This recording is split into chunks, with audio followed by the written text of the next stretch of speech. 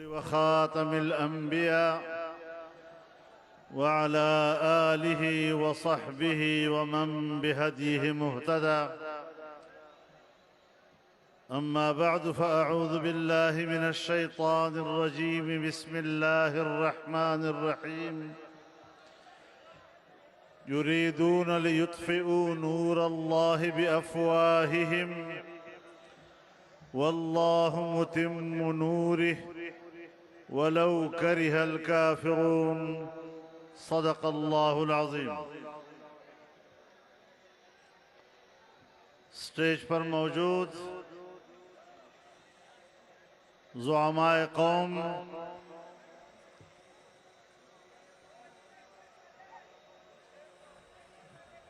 बिरादरान मिल्लत, मेरे दोस्तों, मेरी बहनों,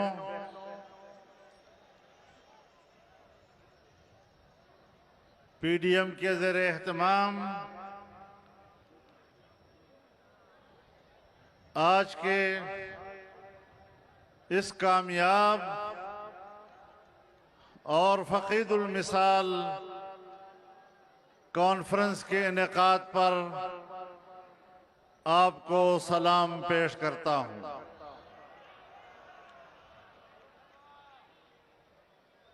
मेरे मोहतरम दोस्तों, पीडीएम के कायदीन ने मुल्क के हालात और मुल्क की सियासत के हर पहलू से आपको आगाह किया। यकीनन मैं उनके इरशादात पर इजाफा तो नहीं कर सकता, लेकिन मौजूदा जाली हुक्मरानों की 3 साला कारकर्दगी पर इतना तबसरा जरूर कर सकता हूं कि इन 3 सालों में इन्होंने पाकिस्तानी रियासत को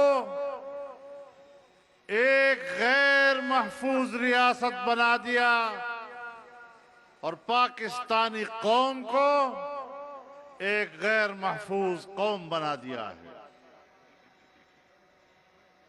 कौमें आगे की तरफ बढ़ती हैं, दुनिया के अक़वाम के साथ कदम मिलाकर आगे को जाती हैं। आज दुनिया आगे बढ़ रही है, लेकिन पाकिस्तान पीछे की तरफ धकेल दिया गया है। जाहिर है कि ऐसी सूरत हाल पर हम खामोश तमाशाई नहीं रह सकते। हमने 22 करोड़ पाकिस्तानी अवाम के शाना बशाना उसे दुनिया में एक मुमताज कौम की हैसियत देने की कसम खा रखी है और इंशाअल्लाह पाकिस्तान के 22 करोड़ अवाम को दुनिया में एक मुमताज मकाम देकर ही दम लेंगे।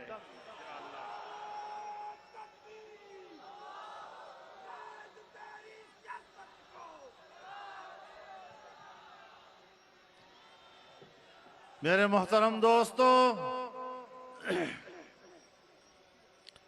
बहुत से असबाब आए। रमजान शरीफ गुजरा,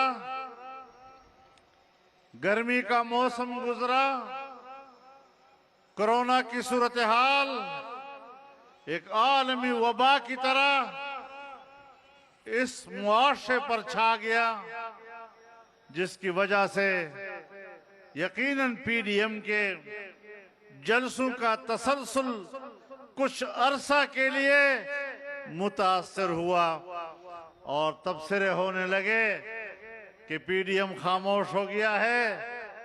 आज का जलसा बता रहा है ताहद्द नजर इंसानों का समंदर बता रहा है, आपका जोश और आपका जज्बा बता रहा है कि आप जिंदा हैं, पीडीएम जिंदा है, हम फ़आल हैं और हमने मंजिल की तरफ रवा दवा सफर को न रोका है न रोकेंगे। मुहर्रम का महीना हमें यही बतलाता है कि यजीद के हाथ पर बयात नहीं करनी है। जिंदा है जमीयत, जिंदा है जमीयत, ये तेरी जमीयत, ये मेरी जमीयत, ये सबकी जमीयत। जिंदा है पीडीएम, जिंदा है पीडीएम। मेरे मोहतरम दोस्तों, आज हम फिर इस बात का इरादा करते हैं कि ये हुकूमत नाजायज है,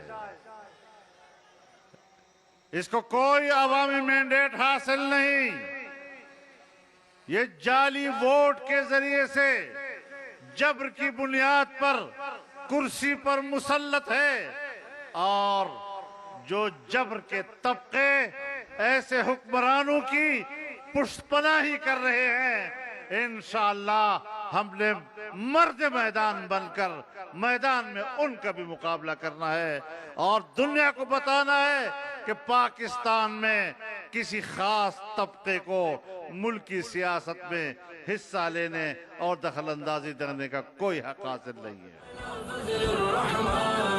इब्ने कासिम की शान मौलाना फजलुर रहमान।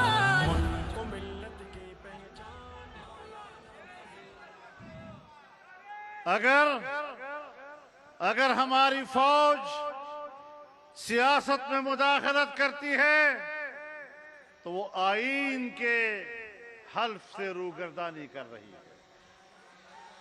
अगर हम इस तरह की जमहूरियत को तस्लीम करते हैं तो फिर हमने पार्लियामेंट में जो बार बार हल्फ उठाए हैं, फिर हम अपने हल्फ से रूगर्दानी करते हैं। हर एक को अपने हल्फ पर कायम रहना चाहिए और हम अपने हल्फ पर कायम हैं कि आईन के मुताबिक इस मुल्क को हुक्मरानी देनी है, कानून की बालादस्ती और पार्लियामेंट की बालादस्ती, और इसके नीचे हमने मुल्क के निजाम को चलाना है। मेरे मोहतरम दोस्तों, पाकिस्तान की मईशत को सालाना तरक्याती तखमीना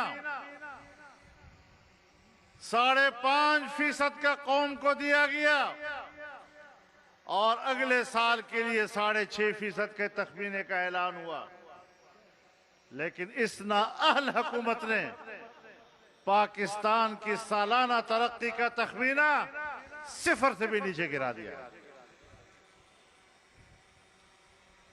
आज हमारी मईशत जमूद का शिकार है और ये जो 1-2 पॉइंट आप बताते हैं, ये भी तुम झूठ बोल रहे हो।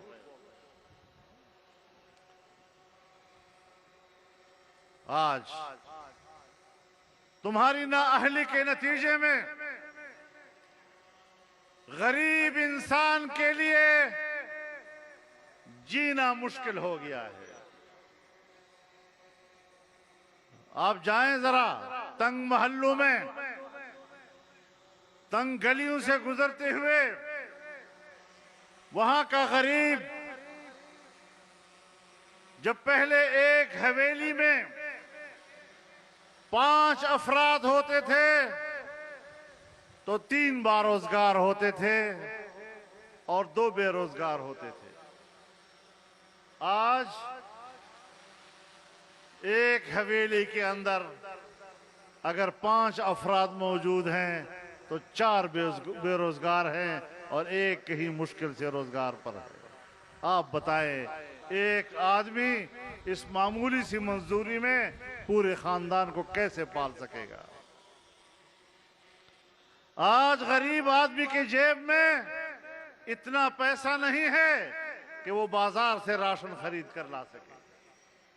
कई 100 गुना महंगाई बढ़ गई है।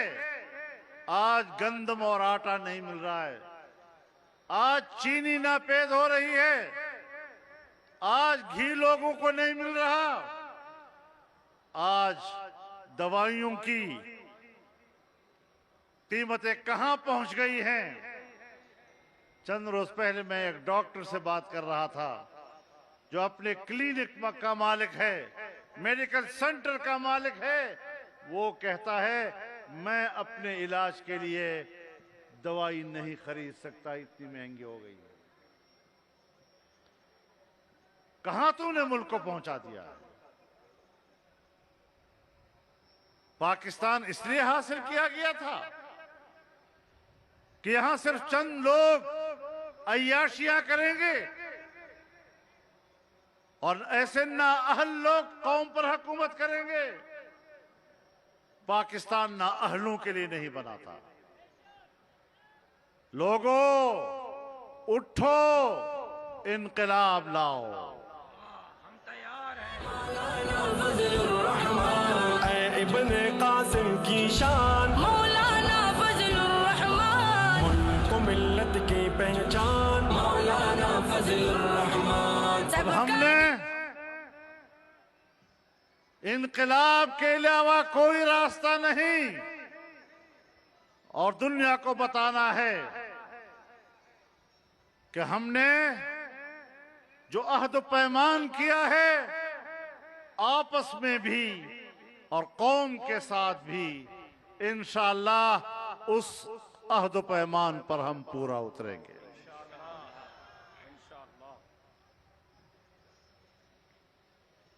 मैं अपनी कौम से कहना चाहता हूं कि मायूसी की तरफ नहीं जाना। मछली से किसी ने कहा, बल्कि समंदर ने कहा, कब तक तैरते रहोगे, थक जाओगे। तो मछली ने कहा, जब तक तेरे अंदर मौजें मारने की सकत है तब तक मेरे अंदर इन मौजों में तैरने की सकत है।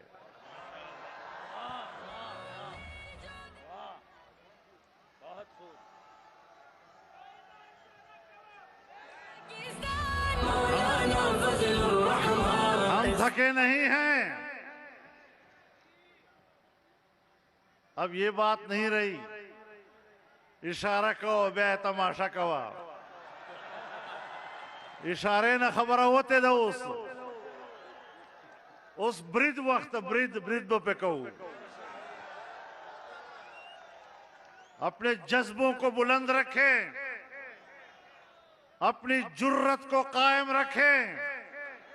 बुज़दिली किसी काफिर की अलामत होती है, बुज़दिली कभी मोमिन की अलामत नहीं हुआ करती।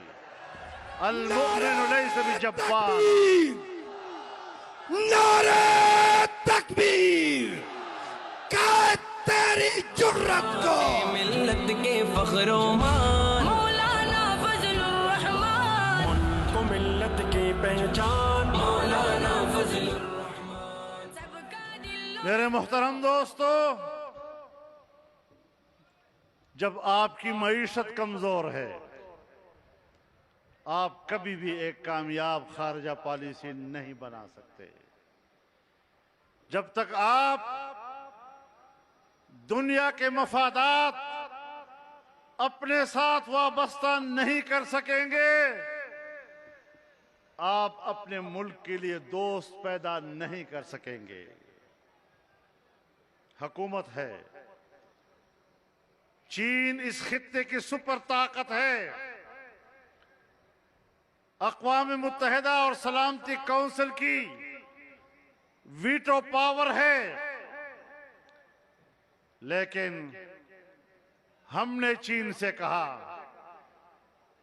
कि पाकिस्तान के रास्ते से आप दुनिया के साथ तिजारत कर सकते हैं और सियासी जमातों ने, मियां नवाज शरीफ साहब ने सीपैक का इफ्तिताह किया,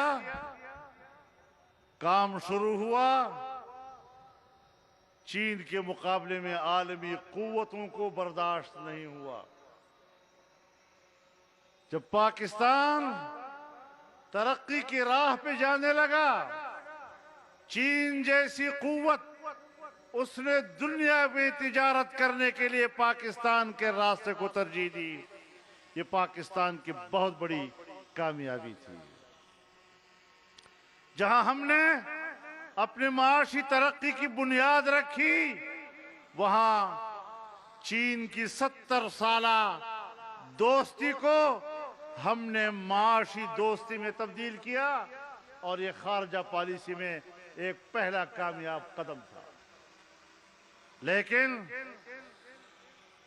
जो इमरान खान कभी कभी नुमाइश करने के लिए अमेरिका के खिलाफ एक आध जुमला भी कह देता है, उसने अमेरिकी एजेंट का किरदार अदा करते हुए, यहूदी एजेंट का किरदार अदा करते हुए पाकिस्तान को दोस्तों से महरूम किया, पाकिस्तान की मईशत को जमीन पे बिठा दिया, उसे जमीन बोस कर दिया।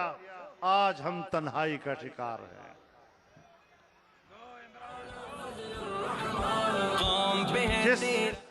जिस अमेरिका और जिस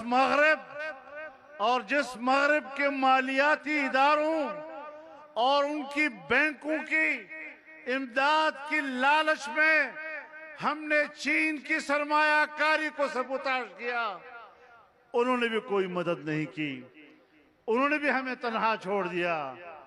और हम जो हमेशा उनके लुक्मों पर पलने की सियासत करते हैं, उनके लुक्मों पर पलने की मईशत करते हैं, उन्होंने भी हमें कुछ नहीं दिया। और आज हम कह रहे हैं कि अफगानिस्तान में हम किसी भी कार्रवाई के लिए पाकिस्तान के हवाई अड्डे नहीं देंगे। तुमसे अड्डे मांगे किसने हैं? वो अड्डे तो खुद वो पहले से अपना समझते हैं और उनकी फजाएं अब भी इस्तेमाल हो रही हैं, लेकिन तुम अड्डों की बात करते हो। तुमने तो कल परसों अमरीकियों को पूरे इस्लामाबाद के होटलें मुहैया कर दिए हैं। कराची के होटल सारे उनके हवाले कर दिए, पूरे मुल्क के होटल उनके सामने बिछा दिए। किस बुनियाद पे? किस बुनियाद पे? उनके लिए कोई वैक्सीन शर्त नहीं है। जो अफगानिस्तान में 20 साल इंसानियत का खून कर चुका है, जो इंसानी हुकूक को पामाल कर चुका है, और जिसके हाथों से और जिसकी उंगलियों से इंसानियत का खून टपक रहा हो, उसे इंसानियत की क़ियादत करने का कोई हक हासिल नहीं है। नारे तकबीर! अमेरिका, अमेरिका, अमेरिका, जो अमेरिका जो यारा।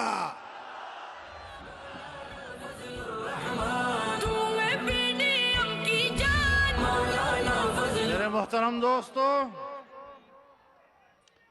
आज हमने किसके मफादात के लिए अपने जुग्राफिया को तब्दील कर दिया है? हमने कश्मीर बेच दिया उस मोदी को, जो मोदी हमारा फोन सुनने के लिए तैयार नहीं, जो मोदी हमारा फोन उठाने को तैयार नहीं। हमने कश्मीर उसको बेच दिया, और जो बकिया कश्मीर रह गया है, उस बकिया कश्मीर पर कहता है कि मेरी हुकूमत आई तो मैं आजाद कश्मीर के लोगों को रेफरेंडम की इजाजत दूंगा। उनकी मर्जी है वो आजाद जिंदगी गुजारें, उनकी मर्जी है वो पाकिस्तान के साथ रहें। तुम्हें तो पाकिस्तान का रियासती मौक़िफ़ ही मालूम नहीं है। की आन और शान मौलाना फजलुर रहमान। जिस वजीर आजम को ये तक मालूम न हो कि कश्मीर पर पाकिस्तान का रियासती मौक़िफ़ क्या है।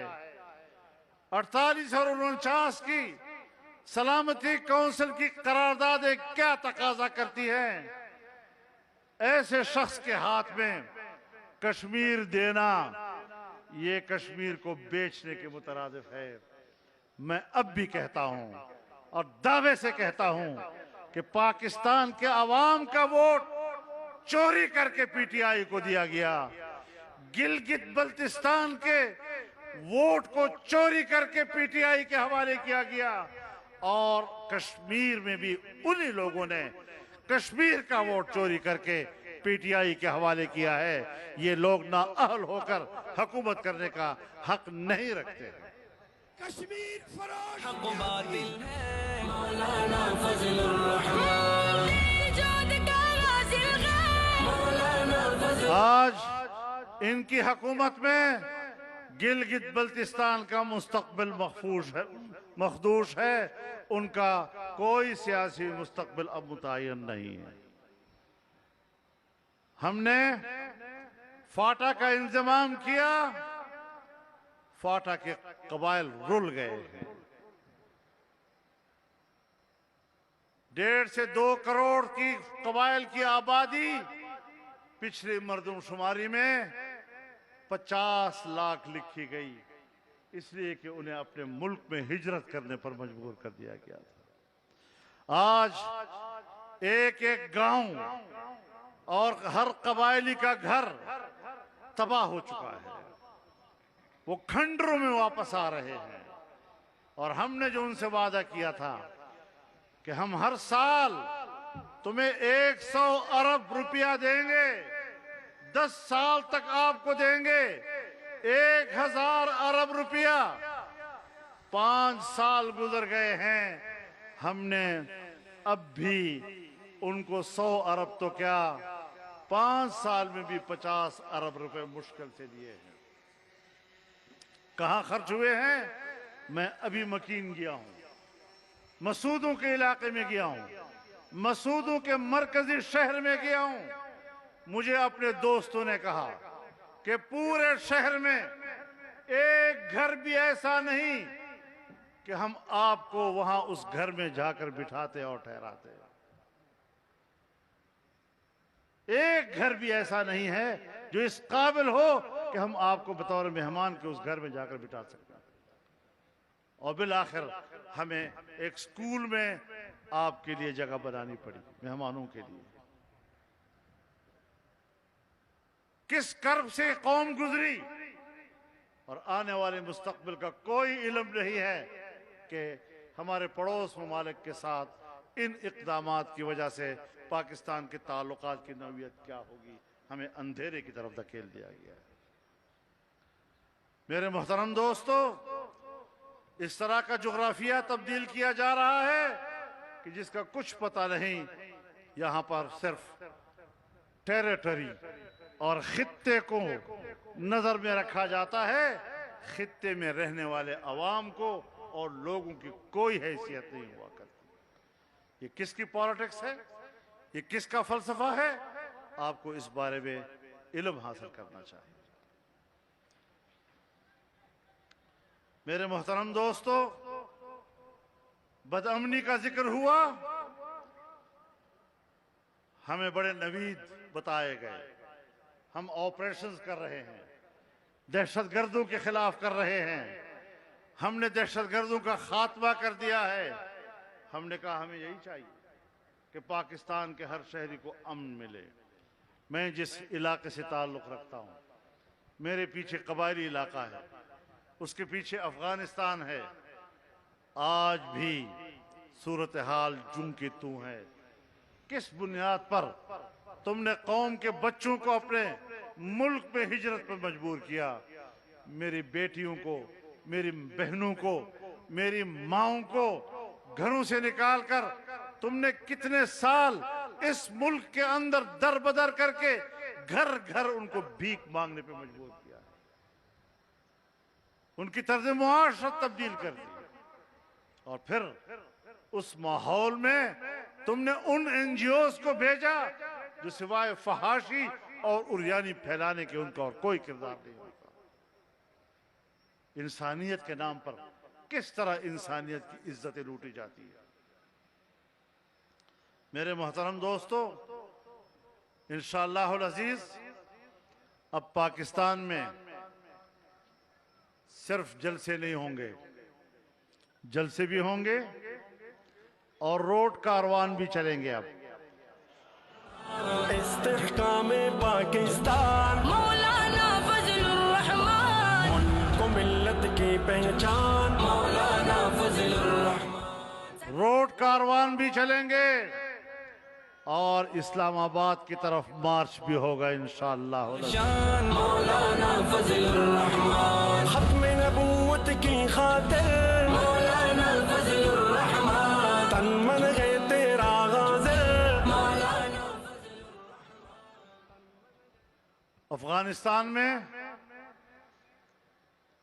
आज अमारत इस्लामिया की तरफ से वसीउल बुनियाद हुकूमत की पेशकश भी हुई, आम माफी का ऐलान भी हुआ। 20 साल में उनके साथ जो हुआ, ग्वांटानामो बे में हुआ, बगराम जेल में हुआ, शबरगान जेल में हुआ, जो इंसानी मजालिम उनके साथ हुए, आज उन्होंने सब कुछ माफ कर दिया है और सबको कहा है आओ हुकूमत में शरीक हूं। मैं अफगानिस्तान की तमाम सियासी कुव्वतों से कहना चाहता हूं कि जिस फराख दिली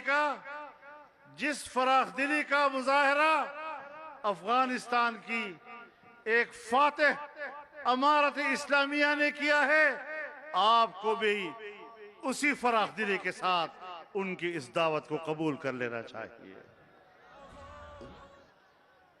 जो गैर मशरूत पेशकश उन्होंने की है, आप भी उनकी पेशकश को गैर मशरूत तौर पर कबूल करें।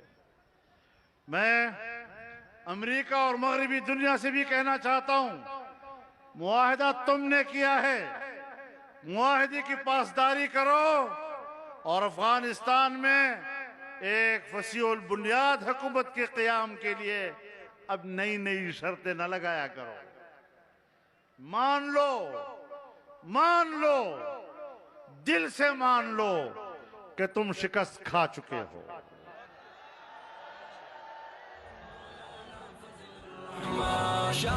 अगर अमेरिका और नाटो अफगानिस्तान की शिकस्त खुर्दा कुव्वतें हैं, कभी शिकस्त खुर्दा कुव्वत अखलाकी तौर पर भी ये जुर्रत नहीं किया करता कि वो नई शरायत लगाए और ब्लैकमेल करने की कोशिश करे। और हम चाहते हैं कि खित्ते में अमन हो। हम चाहते हैं कि पड़ोसी ममालिक के साथ पाकिस्तान के मुस्तहकम और अच्छे ताल्लुकात हों। हम अफगानिस्तान के अंदर वहां का सियासी इस्तेहकाम पाकिस्तान का मफाद समझते हैं। ईरान के साथ ताल्लुक, चाइना के साथ ताल्लुक, हिंदुस्तान की सूरत हाल पर एक मजबूत अवाम की नुमाइंदा हुकूमत ही कोई पॉलिसी बना सकती है। ये डरपोक, अब क्या इनको कहूं, ये क्या चीज है? ये पाकिस्तान की पॉलिसी बना सकते हैं? ये इस बात की पॉलिसी बना सकते हैं कि हमने आज का दिन किस नशे में गुजारना है।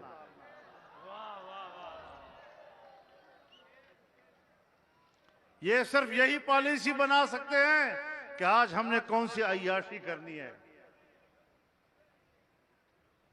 मुल्क को चलाना, किसी दूसरे मुल्क का एतमाद लेना, तुमसे तो कोई बात करने को तैयार नहीं है।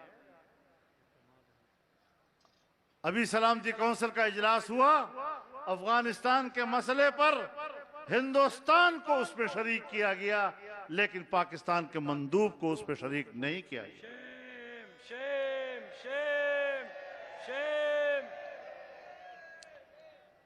तुमने इंसानी हुकूक, अक़वाम मुत्तहिदा के इंसानी हुकूक कमीशन में एक करारदाद पेश की।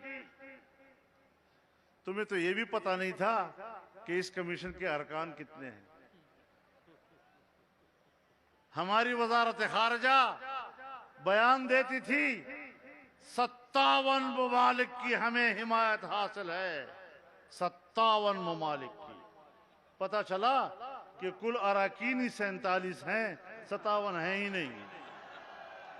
तुझको बदला देने से मौलाना फजलुर रहमान। हाँ मैं बाजी और फिर करारदाद पेश करने के लिए दुनिया के 16 ममालिक की हिमायत जरूरी थी। हम 16 ममालिक की हिमायत भी हासिल नहीं कर सके। पाकिस्तानियों, अब तो जरा सोच लो कि हमने कुर्बानियां देकर पाकिस्तान को बचाना है। कुर्बानियां देकर पाकिस्तान हासिल किया गया। आज वही पाकिस्तान अपनी बका के लिए हमसे कुर्बानी मांग रहा है। हमने कुर्बानी के लिए मैदान में निकलना है या नहीं? हमने सड़कों पे आना है या नहीं? आज हमारे मुल्क में वकला एहतजाज पर, मीडिया के लोग एहतजाज पर, डॉक्टर एहतजाज पर, मजदूर एहतजाज पर, और अभी हाल ही में 17,000 मुलाजिमीन को बरतरफ कर दिया गया। गो कि ये काम हमारे एक जज साहब ने किया। ताहम जज भी अगर जुल्म का फैसला करेगा तो हम उस पर अपना एहतजाज नोट कराने का हक रखते हैं। सबका दिल और सबकी जान मौलाना फजलुर रहमान। हम लेके रहेंगे, हम लेके रहेंगे, इस जोर से लेंगे, इस नशाई से लेंगे। तो न इस मुल्क की सियासी तौर पर इस हुकूमत का कोई जवाब, न कारकर्दगी के लिहाज से उसका कोई जवाब, न माशी हवाले से वो कौम को कुछ दे सकी, न अमन व अमान के हवाले से ये मुल्क को कुछ दे सकी।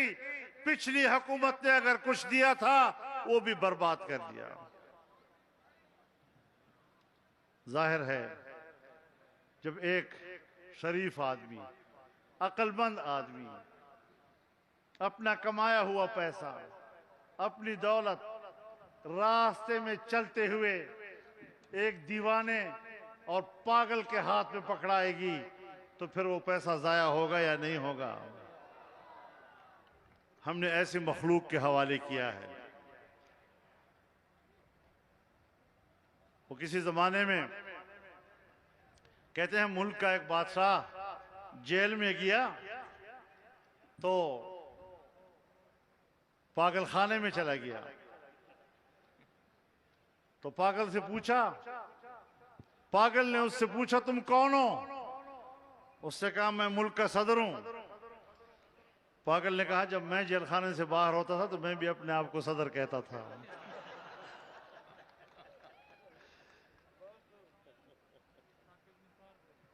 ये वही लोग हैं। साकिब निसार माफिया है, डेमे बनाने वाला। ऐसे अनासर से मुल्क को आजाद करना है। ऐसे करप्ट लोगों से मुल्क को आजाद कराना है। दूसरों को ताने देते हो, तुम्हारा एहतसाब करना है। कहां गया फॉरेन फंडिंग केस का मसला? कहां चला गया वो मसला? कहां गया मलम जबे का मामला? कहां दफन कर दिया उसको? पेशावर की बीआरटी का मसला, गंदम स्कैंडल का मसला, तुम्हारे खिलाफ अरबों खरबों के करप्शन के स्कैंडल सामने आए। आज वो क्यों दफन किए जा रहे हैं? फिर जाहिर है कि नेब एक जानिबदार इदारा है और ऐसी इदारे को खत्म हो जाना चाहिए। फजलुर रहमान तेरा एक इशारा हो, मौलाना फजलुर रहमान। हाजिर खून हमारा हो। अब हमें ये हुकूमत आजकल पता है क्या दे रही है? कहते हैं हम इंतखाबी इस्लाहात देंगे आपको। भाई इंतखाबी इस्लाहात हमें वो लोग देंगे जो खुद धांधली के जरिए से आए हों। फिर कहते हैं हम एक नई मशीन ला रहे हैं। पूरी दुनिया ने उस मशीन को मुस्तरद किया है, पाकिस्तान के इलेक्शन कमीशन ने उसको मुस्तरद किया है। वो मशीन कौन सी है? जो वोट को चोरी करने में महारत रखता है, ऐसा मशीन है। हम तुम्हारे इंतखाबी इस्लाहात को जूते के नोक पर रखते हैं। तुम कौन होते हो हमें इंतखाबी इस्लाहात देने वाले? तुम तो मरदूद हो, तुम मुस्तरद शुदा हो, तुम्हारी पॉलिसियां नाकाम, और तुमने आइंदा इंतखाबात में भी धांधली ही की सोची हुई है कि किसी तरह धांधली करके फिर आ जाएं। लेकिन तुम फिर आकर दोबारा दिखा के दिखाओ इंशाअल्लाह। आसान बात है। हमें तुमने मजाक बना लिया है, तुमने कौम को खिलौना बना दिया है। हम बड़े हौसले से हालात बर्दाश्त कर रहे हैं, लेकिन हौसला कब तक चलेगा? ये नौजवान कब तक काबू रहेगा? कब तक हम इनको काबू रखेंगे? न इस मुल्क में इस्लाम का निजाम आया, न यहां जमहूरियत आई, न यहां खुशहाल मईशत आई। इसलिए तो लोग सवाल उठाते हैं कि फिर पाकिस्तान बना किस लिए था? अगर इस्लाम के लिए बना वो नहीं, अगर जमहूरियत के लिए बना वो नहीं, अगर मईशत के लिए बना वो नहीं, तो पाकिस्तान के मकासद क्या है? लेकिन इंशाअल्लाह हमने इसकी ताबीर तलाश करनी है, और हमारी जद्दोजहद के नतीजे में हम इंशाअल्लाह पाकिस्तान की ताबीर को इंशाअल्लाह सामने लाएंगे। अल्लाह ताला आपके इस जलसे को कबूल फरमाए, आपकी इस जद्दोजहद को कबूल फरमाए। अब ये काफिला चल पड़ा है, अब रुकेगा नहीं, थमेगा नहीं, आगे बढ़ेगा और इन हुक्मरानों को खस खाशाक की तरह आपका ये समंदर बहा कर ले जाएगा। अल्लाह हमारा हामी व नासिर हो। व आखिर दअवाना अनिल हम्दुलिल्लाहि रब्बिल आलमीन।